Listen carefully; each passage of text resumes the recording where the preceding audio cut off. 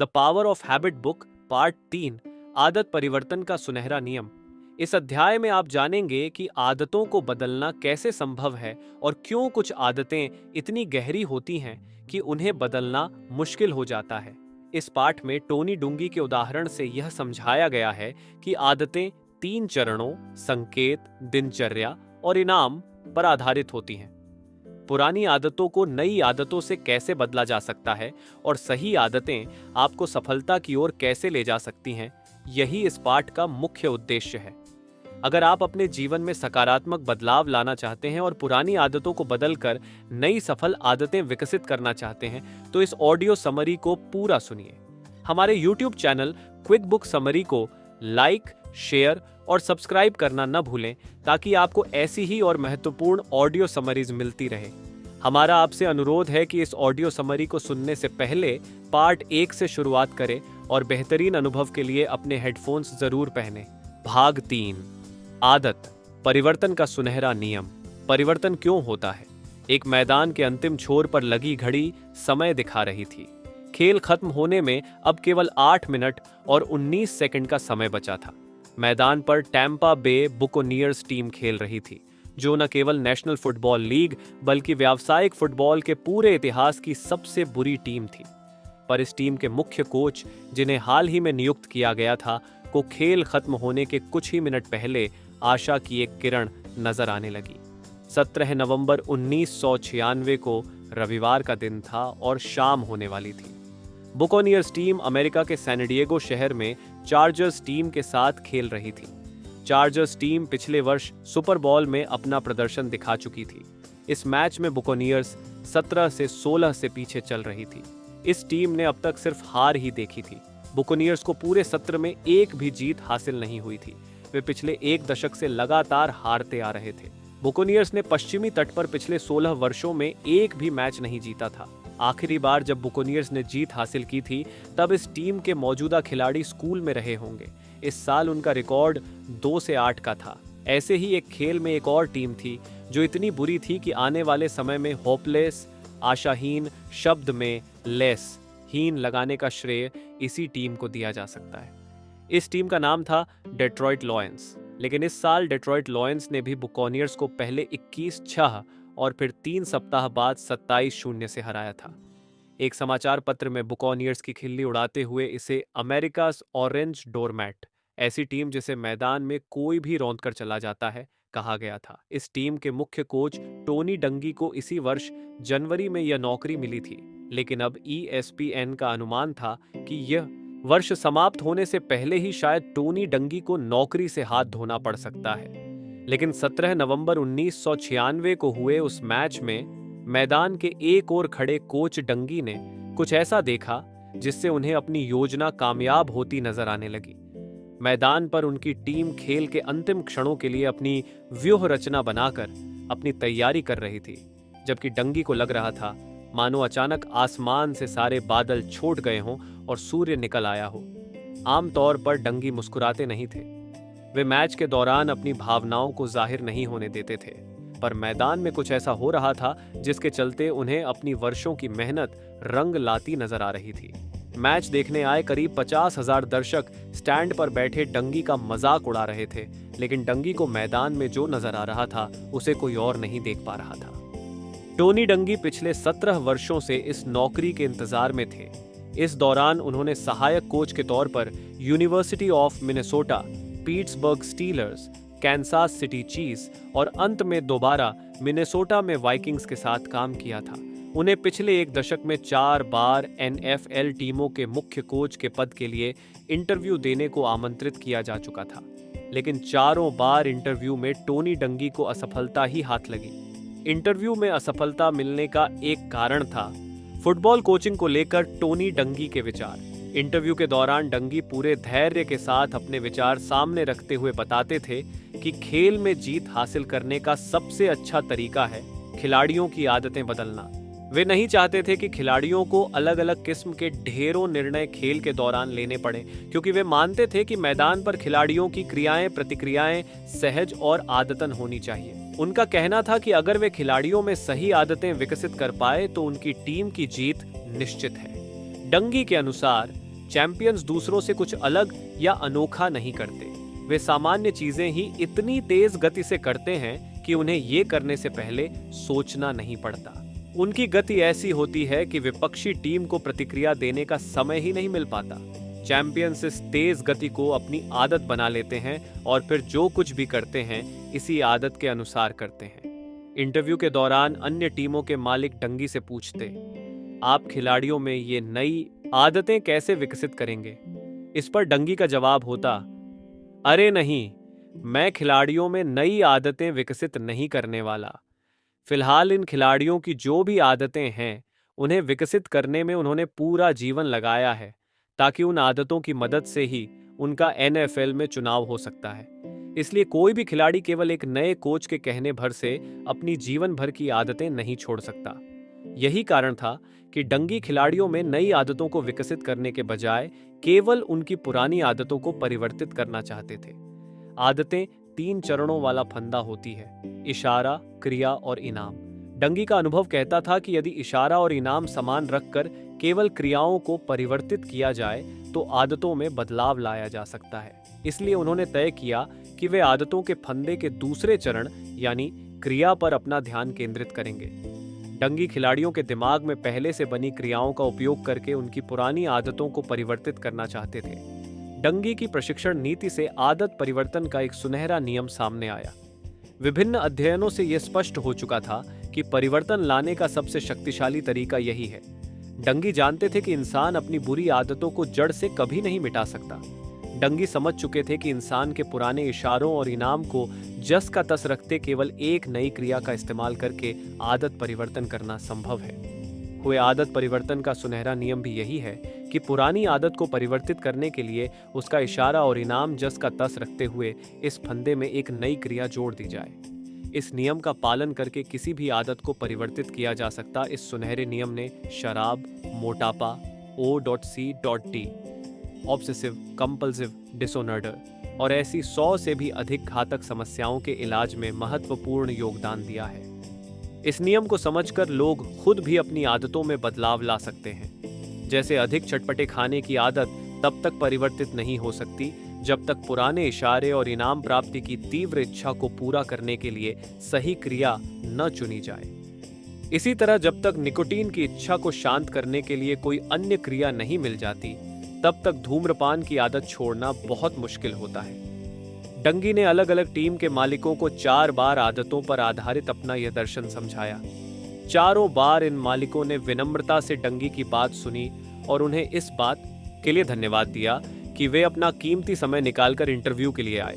पर चारों मौकों पर टीम के मालिकों ने नौकरी के लिए डंगी की जगह किसी और को चुना। 1996 में बुकॉनियर्स के परेशान मालिक ने डंगी को इंटरव्यू के लिए बुलाया। डंगी टैंपा बे गए और वहां उन्होंने एक बार फिर टीम को जिताने का अपना दर्शन सामने रखा। इंटरव्यू के दूसरे ही दिन उन्हें नौकरी पर रख लिया गया। डंगी की इस योजना ने कुछ ही समय में बुकॉनियर्स को फुटबॉल लीग की सबसे सफल टीम बना दिया। आगे चलकर वे NFL के ऐसे इकलौते कोच बने जो लगातार 10 वर्षों तक प्लेऑफ्स में पहुंचे। इसके अलावा वे सुपर बॉल जीतने वाले पहले अफ्रीकन अमेरिकन कोच भी बने और व्यावसायिक खेलों के दुनिया की सबसे आदरणीय हस्ती बनकर उभरे। उनकी प्रशिक्षण नीतियां न केवल फुटबॉल लीग में बल्कि हर खेल में अपनाई जाने लगीं। उनके इस तरीके ने खिलाड़ियों के अलावा अन्य लोगों को भी अपनी आदतें बदलने का रास्ता दिखाया। लेकिन यह सब तो बहुत बाद में हुआ। फिलहाल सैन डिएगो के उस मैदान के किनारे खड़े डंगी के मन में केवल एक ही विचार था, जीत का। मैदान के किनारे खड़े डंगी ने ऊपर लगी घड़ी पर नजर डाली। खेल का समय पूरा होने में अब केवल 8 मिनट और 19 सेकंड बाकी थे। हमेशा की तरह बुकॉनियर्स खेल में पीछे थे और उनके लिए गोल करने के अवसर खत्म होते जा रहे थे। हालत ये थी कि अगर उनके डिफेंस के खिलाड़ियों ने अब भी कुछ नहीं किया तो इस मैच में भी उनकी हार निश्चित थी। गेंद सैन डिएगो की 20 यार्ड की रेखा में थी। चार्जर्स टीम के क्वार्टरबैक स्टैन हम्फ्रीज अगली स्ट्राइक के लिए तैयार थे और इस बात को लेकर आश्वस्त थे कि यह मैच उनकी टीम की जीत के साथ ही खत्म होगा। जैसे ही घड़ी का कांटा फिर से घूमना शुरू हुआ, हम्फ्रीज गेंद की ओर लपके। लेकिन डंगी का ध्यान हम्फ्रीज पर नहीं था। बुकॉनियर्स के खिलाड़ी मैदान पर अपना व्यूह रच रहे थे। उन सभी ने महीनों तक इस योजना को अमल में लाने का अभ्यास किया था। डंगी जानते थे कि उनके खिलाड़ी इस योजना को सफल बनाने के लिए पूरी तरह तैयार थे। उनका सारा ध्यान अपने खिलाड़ियों पर था। पारंपरिक तौर पर फुटबॉल का खेल छलावों, योजनाओं और विपक्ष को धोखे में रखने का खेल है। जिस कोच के पास खेल का सर्वाधिक ज्ञान होता है और जिसकी योजनाएं सबसे जटिल होती हैं, वही अपनी टीम को जीत दिला पाता है। पर डंगी ने इससे बिल्कुल विपरीत तरीका अपनाया था। उन्हें जटिल योजनाओं और छलावों में जरा भी दिलचस्पी नहीं थी। जब डंगी की डिफेंस लाइन के खिलाड़ी अपनी योजना पूरी करने के लिए मैदान पर अपना स्थान लेने लगे, तो स्टेडियम में मौजूद हर कोई इस बात से वाकिफ था कि उनकी अगली चाल क्या होगी। डंगी ने बिल्कुल अलग ही तरीका अपनाया, क्योंकि उनका विचार था कि खेल में छलावे की आवश्यकता नहीं है। वे तो बस इतना चाहते थे कि उनके खिलाड़ी बाकी खिलाड़ियों से ज्यादा तेज हों। फुटबॉल के खेल में एक एक मिलीसेकंड भी महत्वपूर्ण होता है। यही कारण था कि डंगी ने अपने खिलाड़ियों को ढेरों युक्तियां सिखाने के बजाय बस कुछ ठोस और कारगर युक्तियों पर ध्यान केंद्रित करना सिखाया था और दिन रात सिर्फ उन्हीं का अभ्यास करवाया था। यह अभ्यास इस तरह करवाया गया था कि इस दौरान खिलाड़ी मैदान में जो भी क्रिया करे वह उनकी आदत बन जाए। यह ऐसी नीति थी जो अगर कारगर साबित हुई तो डंगी के खिलाड़ी मैदान में इतनी तेजी दिखाते कि विपक्षी टीम को सोचने का मौका भी नहीं मिलता। सब कुछ डंगी की योजना पर टिक हुआ था। अगर उनके खिलाड़ी क्रिया करने से पहले ज्यादा सोचते या हिचकिचाते, या फिर अगर वे क्रियाएं उनकी आदत न बनी होती, तो पूरी योजना पर मिनटों में पानी फिर सकता था। और अब तक डंगी के खिलाड़ी हमेशा गड़बड़ियां ही करते आए थे। लेकिन इस बार अपनी 20 यार्ड की रेखा के अंदर खड़े बुकानियर्स के खिलाड़ियों में कुछ तो ऐसा जरूर था जो बिल्कुल अलग था। जैसे बुकानियर्स के डिफेंसिव छोर पर रेगन अपशॉ स्क्रिमेज लाइन में 3 पॉइंट की मुद्रा के साथ खड़े थे, लेकिन अपने स्थान पर खड़े अपशॉ का ध्यान टीम के बाकी खिलाड़ियों पर नहीं था। इसके विपरीत वे केवल उन इशारों पर अपना ध्यान केंद्रित करने में लगे थे जो उन्हें डंगी ने सिखाए थे। सबसे पहले उन्होंने विपक्षी लाइनमैन के पैर की ओर देखा। उसने अपने पंजे पीछे की ओर मोड़ रखे थे, जिसका मतलब था कि बुकानियर्स के क्वार्टरबैक के वहां से गुजरने से पहले ही यह लाइनमैन कुछ कदम पीछे जाकर उसे ब्लॉक करने के लिए तैयार था। इसके बाद अपशॉ ने लाइनमैन के कंधों पर गौर किया, साथ ही यह भी परख लिया कि उसके बगल में खड़े खिलाड़ी और इसमें कितना अंतर है। लाइनमैन के कंधे अंदर की ओर झुके हुए थे और उसके बगल में खड़े खिलाड़ी और उसके बीच का अंतर अपेक्षा से कुछ कम था। इन इशारों पर क्या प्रतिक्रिया देनी चाहिए, इस बात का अपशॉ ने इतनी बार अभ्यास किया था कि अब उसे यह सोचने की जरूरत नहीं थी कि इस स्थिति में उसे क्या करना है। उसे तो बस अपनी आदतों का अनुसरण करना था, जिनका अभ्यास बार बार करने से क्रिया आदत में तब्दील होती है। सैन डिएगो का क्वार्टरबैक स्क्रिमेज लाइन की ओर आया। उसने पहले दाईं ओर देखा और फिर बाईं ओर, फिर 1 2 3 चिल्लाते हुए गेंद अपने कब्जे में ले ली। इसके बाद वह 5 कदम पीछे गया और सीधा खड़ा हो गया। उसने अपना सिर उठाकर यह जायजा लिया कि गेंद किस रिसीवर की ओर मारी जाए। खेल शुरू हुए 3 सेकंड बीत चुके थे। स्टेडियम में मौजूद हर इंसान की आंखें और सारे टेलीविजन कैमरा चार्जर्स क्वार्टरबैक पर केंद्रित थे। इसके चलते अधिकतर लोग बुकानियर्स की क्रियाएं देखने में असफल रहे। जैसे ही गेंद हम्फ्रीज के पास आई, अपशॉ फौरन सक्रिय हो गए। खेल शुरू होने के पहले ही क्षण में उन्होंने दाईं ओर बढ़कर स्क्रिमेज लाइन पार कर ली। ये इतनी जल्दी हुआ कि चार्जर्स का ऑफेंसिव लाइनमैन उनका रास्ता नहीं रोक सका। अगले ही क्षण अपशॉ तीव्र गति से उस ओर दौड़े। उसके अगले क्षण में वे क्वार्टरबैक के काफी करीब जा पहुंचे। अपशॉ की गति इतनी तीव्र थी कि यह गौर कर पाना मुश्किल हो गया कि उनके पैर इतनी चपलता से किस ओर मुड़ रहे हैं। इसके कारण चार्जर्स के ऑफेंसिव लाइनमैन के लिए यह अनुमान लगाना नामुमकिन हो गया कि अपशॉ किस ओर जाएंगे। खेल शुरू होने के चौथे सेकंड में सैन डिएगो के क्वार्टरबैक हम्फ्रीज से एक गलती हो गई। उन्होंने तिरछी नजर से अपशॉ को देखा और समझ गए कि अब वे बुकानियर्स के आक्रमण से अपना बचाव नहीं कर पाएंगे। अपनी इस हड़बड़ी के कारण वे अगली चाल चलने से पहले जरा हिचकिचा गए। हम्फ्रीज ने अपनी टीम के नए खिलाड़ी टाइटन ब्रायन रॉश को देखा। वह करीब 20 यार्ड दूर था। सैन डिएगो का एक और रिसीवर हम्फ्रीज के काफी करीब खड़ा था और अपना हाथ हिलाते हुए इशारा कर रहा था कि हम्फ्रीज गेंद को उसकी ओर मारे। गेंद को सबसे करीब के खिलाड़ी की ओर मारना ही सुरक्षित चुनाव होता, पर हम्फ्रीज पर मानसिक दबाव इतना ज्यादा था कि उन्होंने पल भर के लिए अपने सामने का जायजा लिया और हाथ ऊपर उठाते हुए गेंद को रोश की ओर मार दिया। डंगी को इसी की उम्मीद थी। वे भी यही चाहते थे कि विपक्षी खिलाड़ी दबाव में आकर जल्दबाजी में निर्णय लेना शुरू कर दे। गेंद के हवा में आते ही बुकानियर्स का सेटी जॉन लिंच आगे बढ़ने लगा। उसका काम आसान हो चुका था। खेल शुरू होते ही वह दौड़कर एक निश्चित स्थान पर पहुंचा था और सही इशारे का इंतजार कर रहा था। यह बहुत ही दबाव वाली स्थिति थी, लेकिन डंगी ने लिंच को इस प्रकार प्रशिक्षित किया था कि अब यह सब उसकी आदत बन गई थी। इसी का परिणाम था कि क्वार्टरबैक हम्फ्रीज के हाथ से गेंद छूटने से पहले ही लिंच रॉश से 10 यार्ड की दूरी पर खड़ा इंतजार कर रहा था। लिंच इतना प्रशिक्षित था कि गेंद के हवा में आते ही उसे कुछ इशारे मिलने लगते थे, जैसे क्वार्टरबैक के चेहरे और हाथों की दिशा सभी रिसीवरों के बीच का स्थान आदि। इन इशारों के कारण ही हम्फ्रीज के गेंद फेंकने से पहले ही लिंच आगे बढ़कर अपना स्थान ले चुका था। सैन डिएगो का रिसीवर रोश गेंद पकड़ने के लिए आगे बढ़ा, लेकिन पहले से तैयार खड़े लिंच ने उसके बगल से निकलकर गेंद बीच में ही रोक ली। रोश प्रतिक्रिया देता इससे पहले ही लिंच मैदान की दूसरी ओर चार्जर्स के इंड जोर की ओर दौड़ने लगता। बुकानियर्स के अन्य खिलाड़ी उसके रास्ते में आने वाली हर रुकावट को रोकने के लिए पहले से ही अपने स्थान पर तैयार खड़े थे। लिंच ने पहले 10, फिर 15, इसके बाद 20 और लगभग 25 यार्ड दौड़कर सीमा रेखा पार कर ली। इस पूरे खेल में अब तक केवल 10 सेकंड ही खर्च हुए थे। 2 मिनट बाद बुकानियर्स को टचडाउन का स्कोर मिला। पूरे खेल में पहली बार वे विपक्ष से आगे चल रहे थे। इसके 5 मिनट बाद उन्हें एक फील्ड गोल मिला। इस दौरान डंगी के बचाव पक्ष के खिलाड़ी चार्जर्स द्वारा स्कोर बराबर करके खेल में वापस लौटने की हर कोशिश को नाकाम करते रहे। खेल समाप्त हुआ और बुकानियर्स 25 से 17 से जीत गए। फुटबॉल के इस सत्र का सबसे बड़ा उलटफेर था। खेल के अंत में डंगी और लिंच एक साथ मैदान से बाहर आए। वहां से गुजरते समय लिंच ने डंगी से कहा, आज मैदान पर सब कुछ जरा बदला हुआ सा लग रहा था, क्योंकि अब हम खुद पर विश्वास करने लगे हैं। डंगी ने जवाब दिया। 2 के बाद एक कोच आदत परिवर्तन पर ध्यान केंद्रित करके टीम का पुनर्निर्माण कैसे करता है, इस बात को समझने के लिए हमें खेल की दुनिया के दायरे से बाहर जाकर देखना होगा। सन 1934 में न्यूयॉर्क शहर की एक इमारत के गंदे और अंधेरे तलघर में आदत परिवर्तन की नई योजना बनी थी। ये ऐसी योजना थी जिससे बड़े पैमाने पर लोग प्रभावित हुए। इसे आदत परिवर्तन की दुनिया की सबसे सफल योजना कहा जा सकता है। इस तलघर में बैठे थे 39 वर्षीय बिल विल्सन, जिन्हें शराब पीने की लत थी। वे वर्षों पहले मैसाचुसेट्स न्यू बेडफोर्ड में थे। यहां सेना अधिकारियों का प्रशिक्षण शिविर चल रहा था।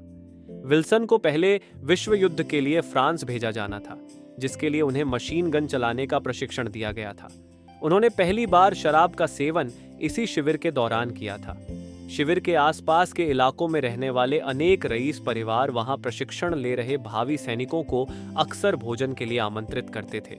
एक रविवार की रात विल्सन भी ऐसे ही एक कार्यक्रम में गए।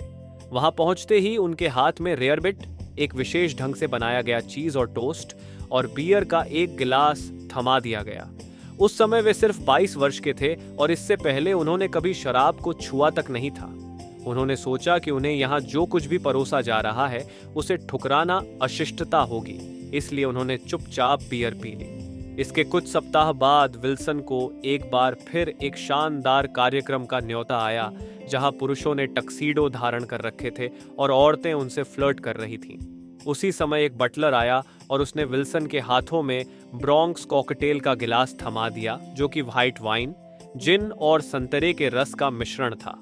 विल्सन ने बताया कि उस कॉकटेल का केवल एक घूंट पीकर ही उन्हें ऐसा लगा मानो उन्होंने अमृत पा लिया हो। 1930 के दशक के मध्य में विल्सन यूरोप से वापस लौटे। तब तक उनका वैवाहिक जीवन समाप्ति की कगार पर था और उन्होंने शेयर मार्केट से जो पैसे कमाए थे वे भी उड़नछू हो चुके थे। इस दौरान विल्सन हर रोज 3 बोतल शराब पीने लगे थे। फिर नवंबर के महीने में एक दिन दोपहर के समय उदास बैठे विल्सन को एक पुराने मित्र का फोन आया। एक समय था जब यह मित्र और विल्सन साथ बैठकर शराब पीते थे। विल्सन ने उसे अपने घर बुलाया और एक जगह में शराब और अनानास का रस मिलाकर कॉकटेल बनाया। मित्र के आने पर विल्सन ने उसे एक गिलास में यह कॉकटेल परोसा, लेकिन विल्सन के मित्र ने गिलास वापस कर दिया।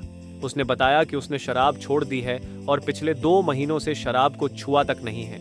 ये सुनकर विल्सन आश्चर्यचकित रह गए। वे अपने जीवन के उन संघर्षों के बारे में बताने लगे जो शराब की लत के कारण पैदा हुए। एक बार विल्सन ने नशे में धुत होकर कंट्री क्लब में बवाल किया था, जिसके कारण उन्हें नौकरी से बर्खास्त कर दिया गया था। विल्सन ने अपने मित्र को बताया कि उन्होंने शराब छोड़ने की बहुत कोशिश की और नशा मुक्ति केंद्र जाकर अनेकों दवाइयां भी लीं, पर शराब छोड़ने में सफल नहीं हो सके। एक बार अपनी पत्नी से शराब छोड़ने का वादा करने के बाद विल्सन शराब से परहेज करने वाले एक संघ में भी शामिल हुए थे, पर यह उपाय भी उनके काम नहीं आया। तो फिर तुमने आखिर शराब छोड़ी कैसे? विल्सन ने अपने मित्र से पूछा। धर्म की मदद से, मित्र ने जवाब दिया। इसके बाद वह विल्सन को इच्छा, पाप, नर्क और शैतान के बारे में बताने लगा।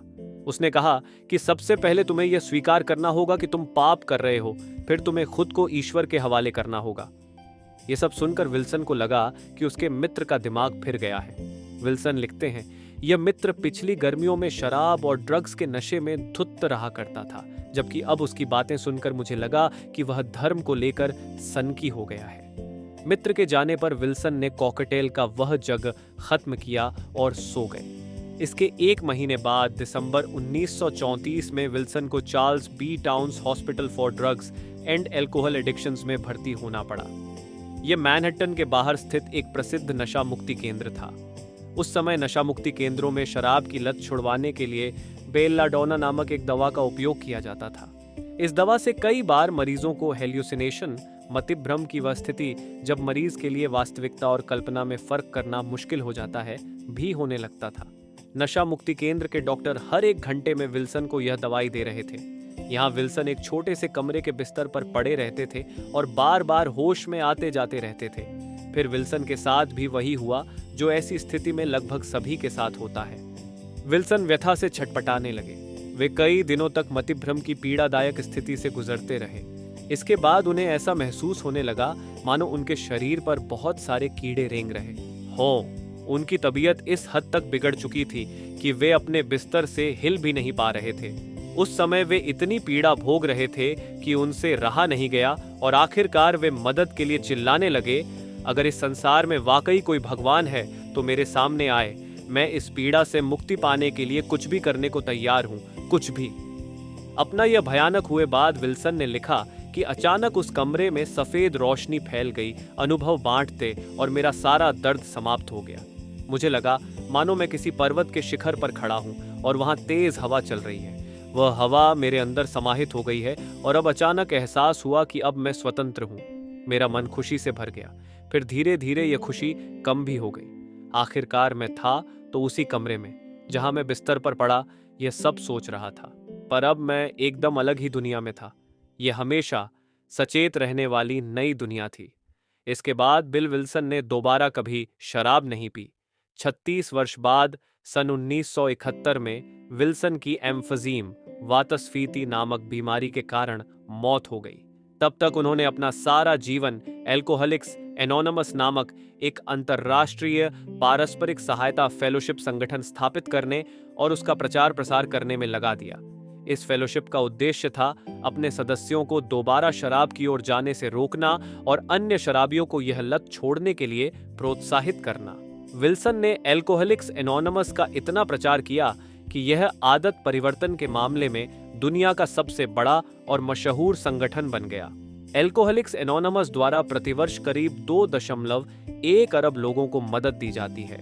इस संगठन ने लगभग 10 अरब लोगों को शराब की लत से मुक्त कराया है। हालांकि एल्कोहलिक्स एनोनिमस की मदद के बावजूद हर किसी को यह लत छोड़ने में सफलता नहीं मिलती।